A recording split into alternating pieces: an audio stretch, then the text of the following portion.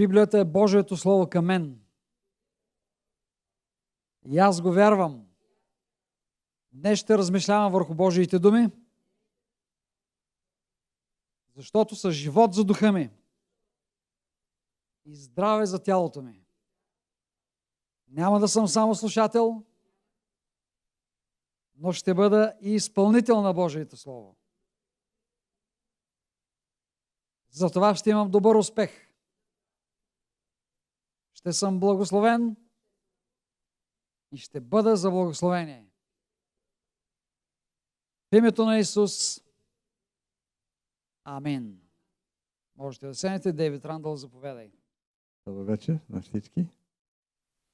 И първо в Антиохия учениците се нарекоха християни. Защо? Защото хората са виждали Христос в тях. Моята тема тази вечер е Христос, нашия живот. Значи, християнският живот не е религия, а изобилния победоносен живот на Исус Христос в животът на вярващите. Амин? Четем следните думи в Колосяни 1 глава 27 стих. Казва: Христос във вас надеждата на славата. И казва, че Той да има първенство във всичко.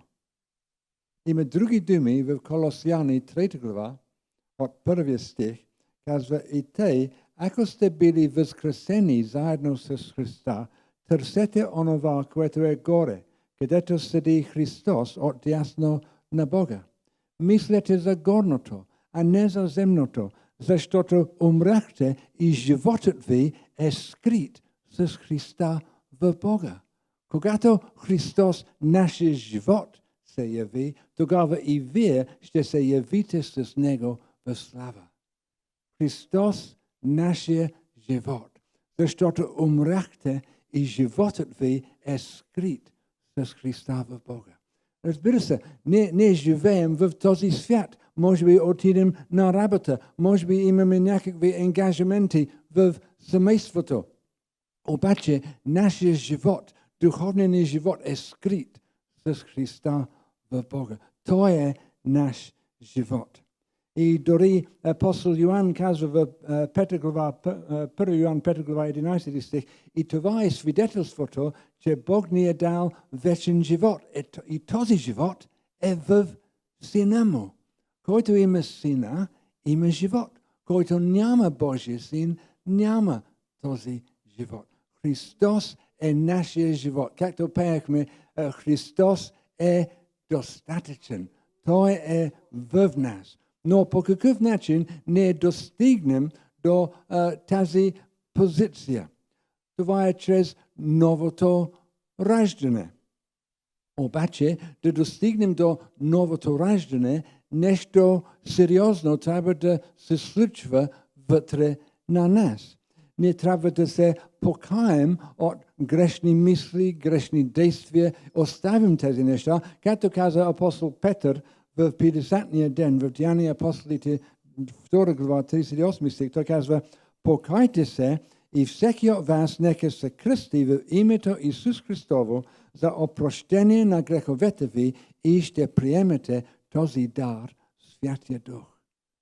Святия Божия Дух, всемогъщи Бог, Неговия Дух в живота на грешни хора. Слава на Бога, но той казва: покайте се, остави тези неща назад и получавате този дар, Святи Божий Дух. Това е първата стъпка към нашето раждане в Духа. Втората стъпка е да имаме това раждане в себе си. Исус Христос е имал един разговор с един юдейски водител и учител по име Никодим. И Исус казва: ако някой не се роди отгоре, той не може да види Божието царство.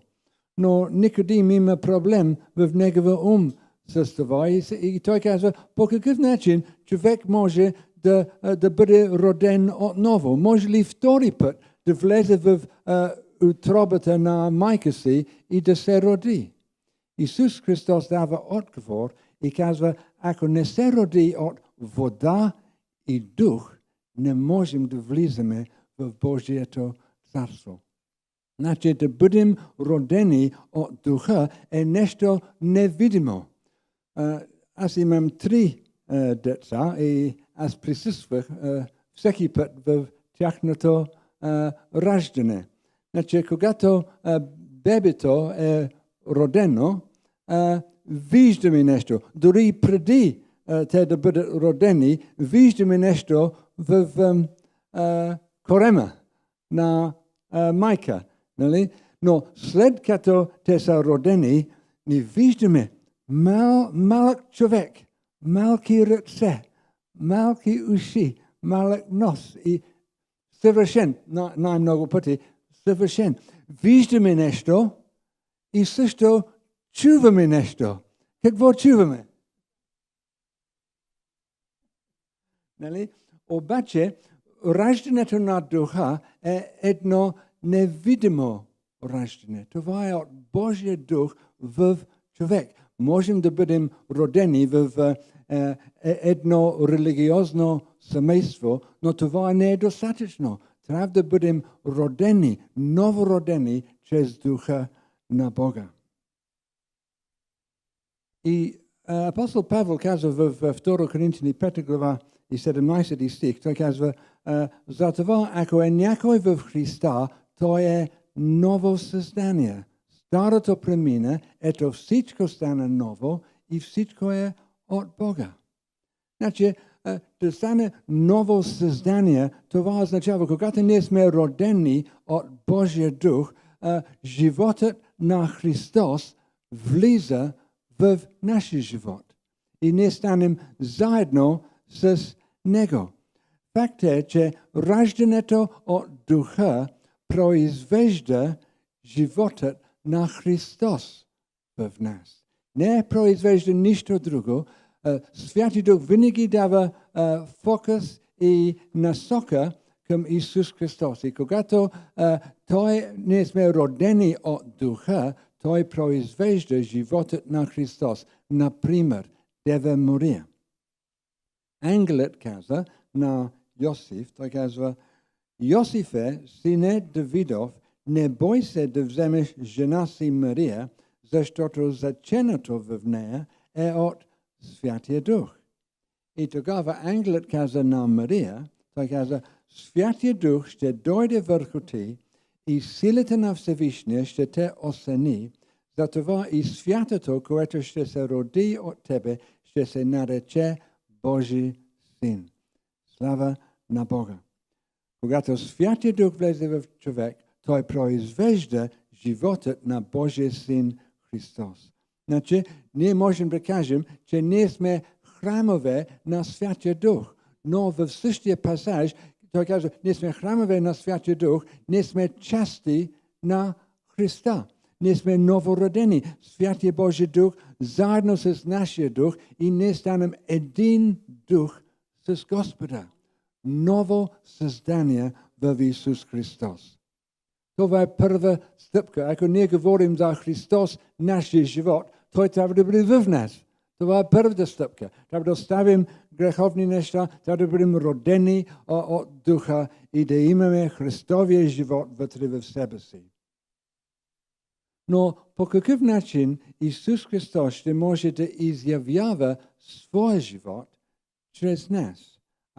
Това е предизвикателство за много от нас, защото имаме няколко желания, обаче сега Христос е в нас и за хората да може да види Исус Христос, трябва да бъде някаква промяна, някакъв процес на промяна в нашия живот. По какъв начин Исус Христос може да изявява своя живот чрез нас?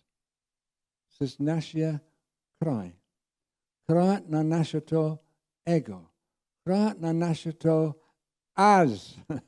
Нали? Исус Христос казва следните думи в Матей 16 глава 24 стих. Той казва, ако иска някой да дойде след мене, нека се отрече от себе си, нека вдигне кръста си и така нека ме последва. Няма друг начин. Няма да бъде конкуренция между Исус Христос и нас. Ние трябва да дадем първенство на Него в нашия живот.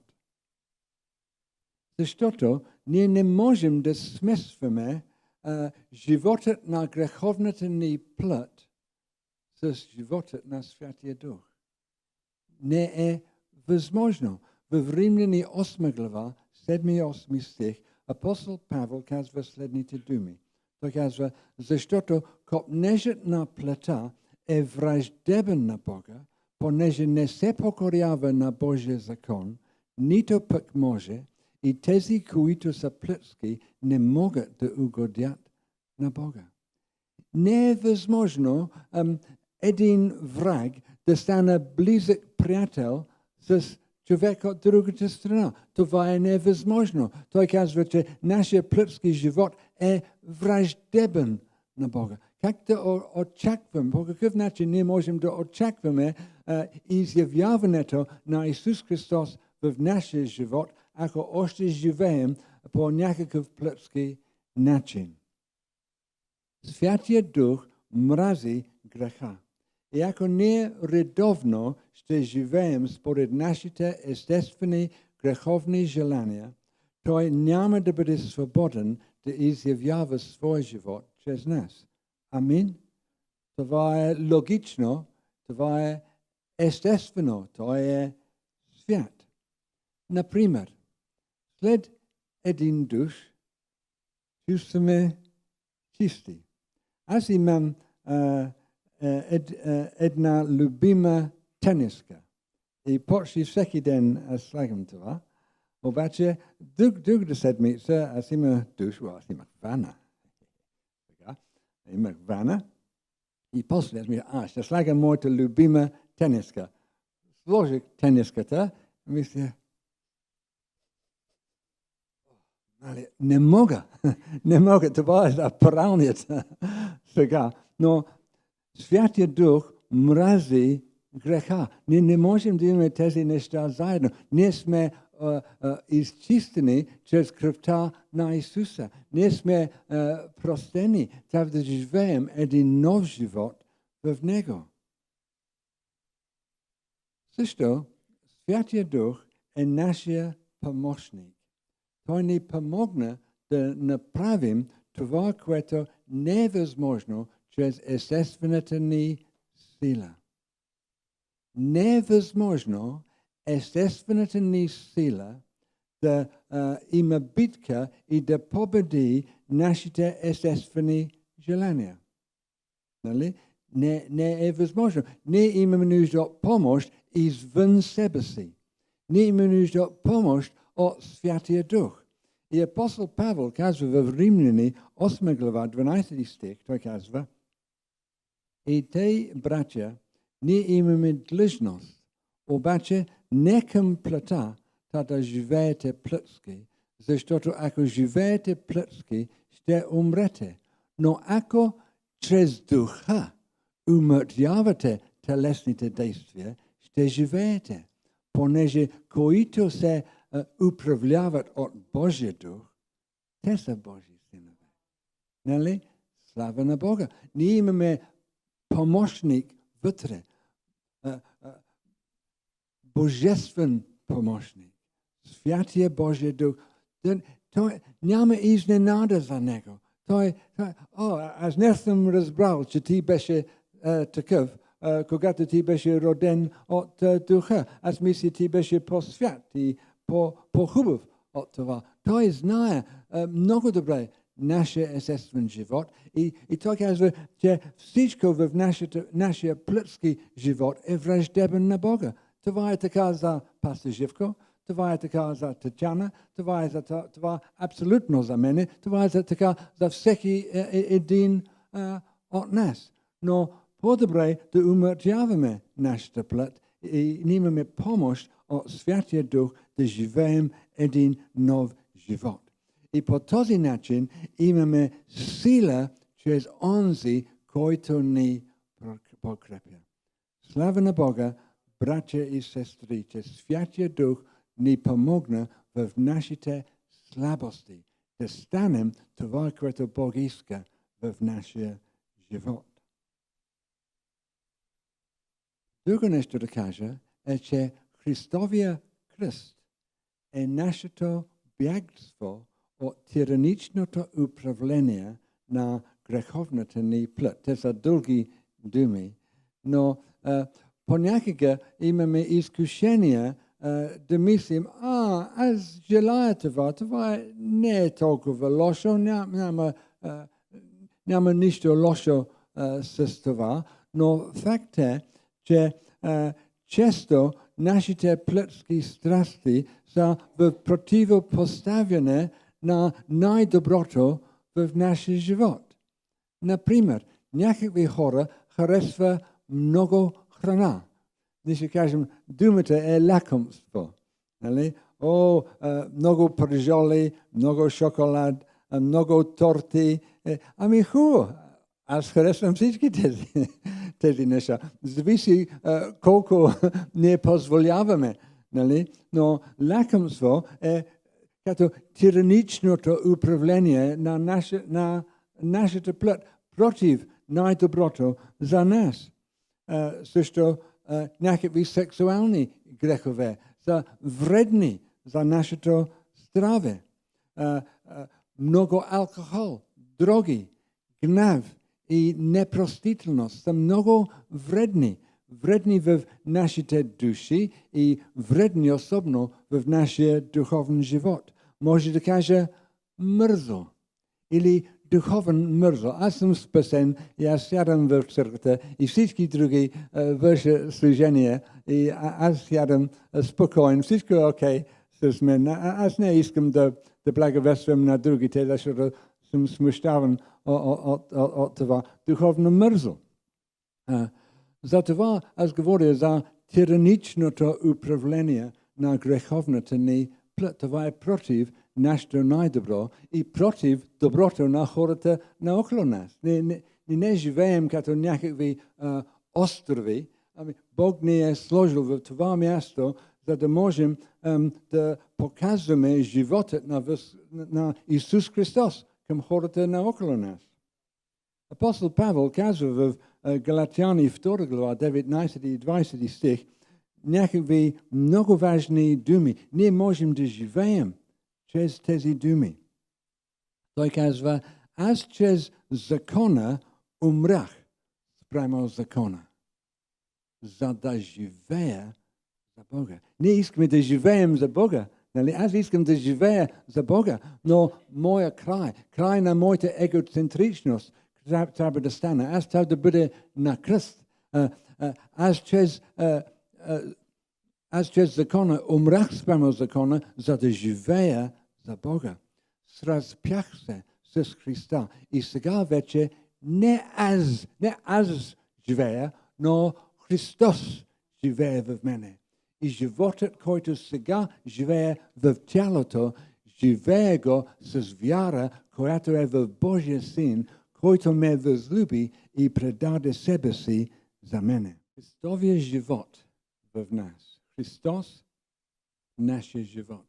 Апостол Йоан казва следните думи в 1 Йоан 4 глава 9 стих. В това се яви Божията любов към нас, че Бог изпрати на света своя единороден Син, за да живеем чрез Него. За да живеем чрез Него. Голяма привилегия. Той не е само в небето. Той е в нас и Той иска да живее чрез нас. Има Христовия живот в нас и в нашата околност, в нашата ситуация. Христос в нас. И в 17 стих от същата глава казва, както е Той, така сме и ние в този свят. Така ли? Как е Той сега? Какъв е Той? Какъв е Той в теб и в мен? Действаш ли е 100% или някаква процента, обаче апостол Павел казва на Галатяни, той казва, дечица мои, за които съм в родилни болки, докато се изобрази Христос във вас. Кой вярва, че Бог е най-добрият художник? Ние гледаме на небесата, възможно всеки ден. Има различна картина нагоре, с облаците, с слънцето. Аз се чудя. Може за 365 дни на година и да има различна картина.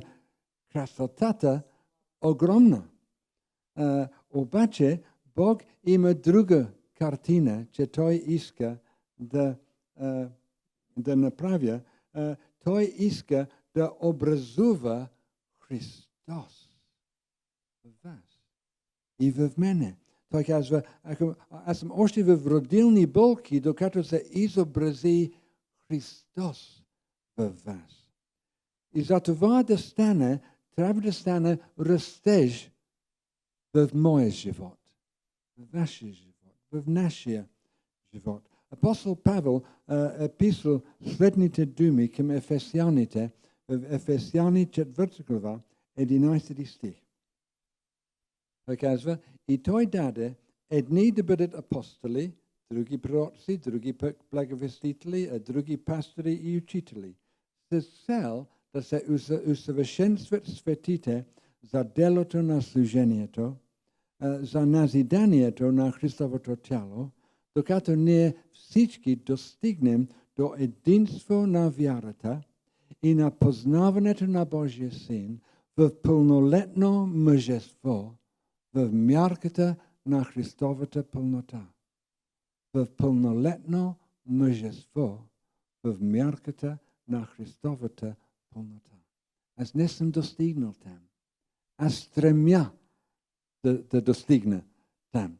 Обаче Той иска да изобрази Христос в нас. Той да бъде, да пораства повече и повече в нашия живот, за да не бъдем вече деца, блъскани и завличани от всеки вятър на учение, чрез човешката заблуда, в лукавство, по измамни хитрости, но действащи истинно в любов, да порастем по всичко в Него, който е главата Христос, от когото цялото тяло, сглобявано и свързано чрез участието на всяко съединение, с съразмерното действие на всяка една част, нараства и се изгражда в любов.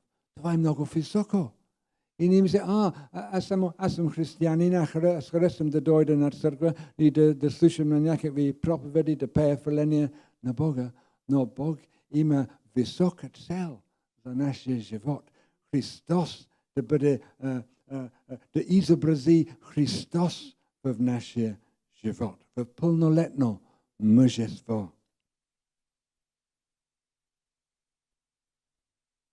Ако нашето очакване е за 100% активност на Бога с изцеление, чудеса и знамения, тогава Христос трябва да бъде 100% жив и активен в нашия личен живот.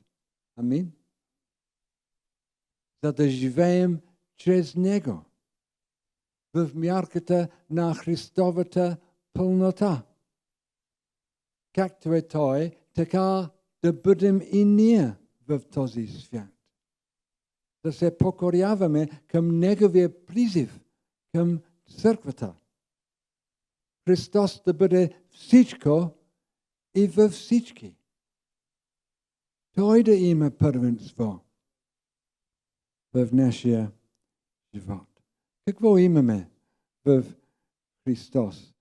Ние пеехме, Христос е достатъчен. Какво имаме? Имаме Неговата правда. Ние сме праведни чрез вяра и тогава имаме мир с Бога чрез нашия Господ Исус Христос. Ние получихме оправдание. Ние получихме прошка от всичките грехове. Кръвта на Исуса Божия Син ни очиства от всеки грех. Слава да бъде на Него. Ние имаме Христовата правда върху нас. Божието Слово казва, че Бог направи грешен онзи, който не е знал грех, за да станем ние чрез Него праведни пред Бога. Брати и сестри, ние сме праведни. И друг превод казва, за да станем ние чрез Него Божията праведност. Няма себе праведност. Това е праведността на Исус Христос. Затова ние имаме дръзновения да влизаме в святото място на Бога, в молитва и в хваление, защото ние сме изчистили чрез кръвта на Исуса. Ние сме оправдани чрез Него. Ние сме нови създания. Слава на Бога. Ние имаме Христовата любов в нас. Не е някаква сантиментална любов. Христовата любов. Кой харесва всички хора? Харесвате ли всички хора? Аз не харесвам. Има някакви хора, аз харесвам. Има други хора, ами стига толкова, не харесвам. Обаче да имаме Христовата любов в нас, това е различно. Ние можем да показваме любов, не лицемерство, Христовата любов към всички хора, защото Той е в нас. Той има любов към всички, дори неговите гонители.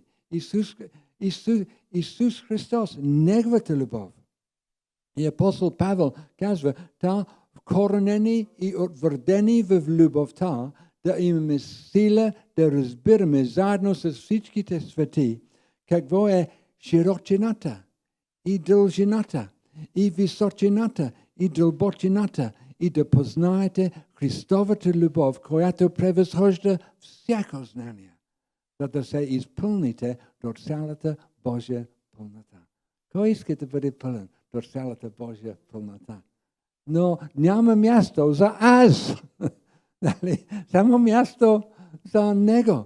Неговата любов да действа в нашия живот. Към невярващи, към вярващи, към семейството, към съседите, към колегите.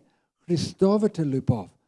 Слава на Бога за това, брати и сестри. Можем да действаме в нашето работно място с Христовата любов. Ние не сме ограничени от нашата плътска любов.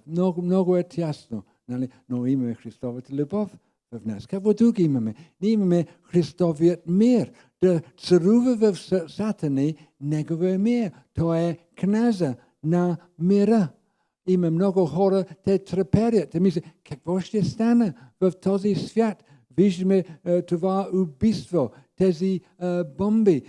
Виждаме проблем с Северна Корея. Мислим, какво ще се случва? Но ние имаме Божия мир в нашите сърца. Апостол Павел казва в Филипяни 4 глава 6 и 7 стих, той казва, не се безпокойте за нищо, но относно всяко нещо с молитва и молба изказвайте исканията си на Бога с благодарение.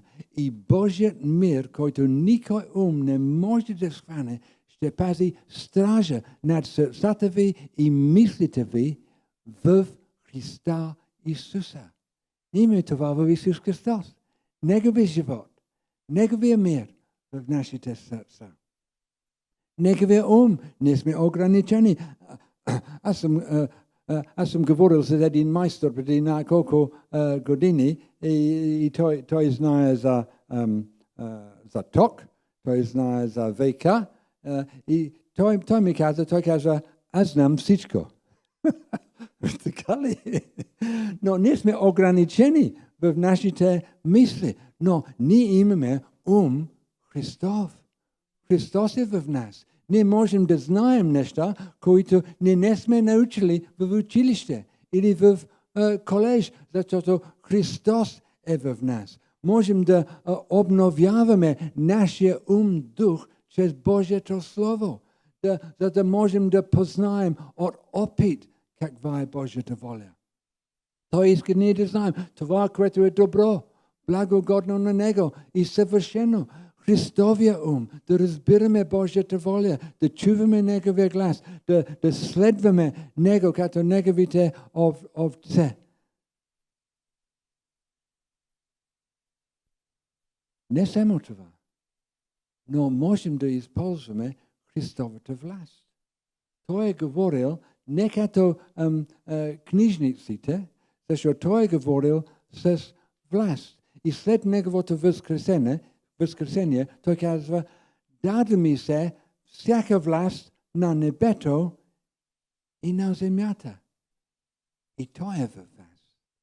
Той е в мене. Този, който има цялата власт в небето и на земята. И Той каза на нас, на Неговите ученици, Той казва, ето, давам ви власт да настъпвате на змии и на скорпиони и власт над цялата сила на врага и нищо няма да ви повреди. Слава на Бога, братя и сестри, има противникът. Има противник за нашите души. Обаче, ние имаме един в нас, който има цялата власт в небето и на земята. И Той не е дал власт. Ние не сме под властта на тъмнината, ние сме в царството на светлината, царството на Неговия възлюбен Син. Имаме Христовата сила, сила на Святия Дух, сила на помазника е в нас, да излезе чрез нас за спасението на целия свят. Ние приемем сила чрез Святия Божия Дух, Христовия Дух в нас. И има много повече. Те са индивидуални теми. Може да говори за всеки индивидуално, обаче ние имаме всичко в Христос. Ние сме благословени с всяко духовно благословение в небесни места в Христа Исуса. Бог ще погрижи за всяка наша нужда според Неговото богатство в слава в Христа Исуса. Ние имаме всичко в Него. Христос, нашия живот, започна с новото раждане. Христос да бъде роден в нас чрез Святия Дух. Умъртвяване на нашия плътски живот и разкриването на Христовия живот в нас и чрез нас към другите.